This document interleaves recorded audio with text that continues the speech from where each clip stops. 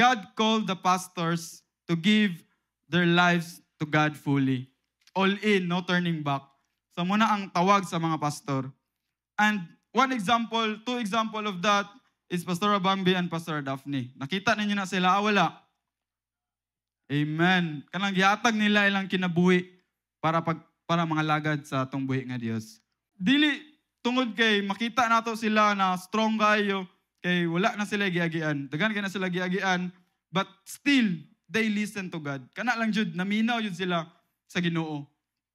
And kita kung makasala ta sila sa tanang sa daghang kuan, daghang aspeto, example, dili ka mosimba, gingnan ka ni pastora, nag-disobedient na ka, so sala na pod ka, di nakasala tang tanan sila but still, naadjud gyapon ang pagpasaylo gali.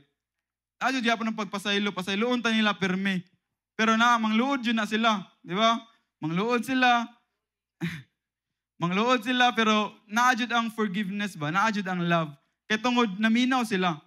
Naminaw sila sa pulong sa Diyos. Naminaw sila na, Lord, gipasaylo raman po ko nimo. So, kinahanglan ko magpasaylo sa uban. So, inaana ang kasing-kasing sa itong mga pastors. Grabe ka, humok ilang kasing-kasing. They all do that because they listen to God. Yes, they are not perfect. Dili yun na sila perfect. Makasala sila, masayop sila sa mga decision. But ang dako nga pangutana, kinsa man ta para motulisok sa ilaa. Di ba? Kinsa man ta para maingon sa ilaa na, sayop mga pastora. Kinsa man ta para mo-judge sa ilaa. Pangutan-o na itong kagalingon, naminaw ba ta sa Ginoo? Sa diyang motulisok ta sa ilaa.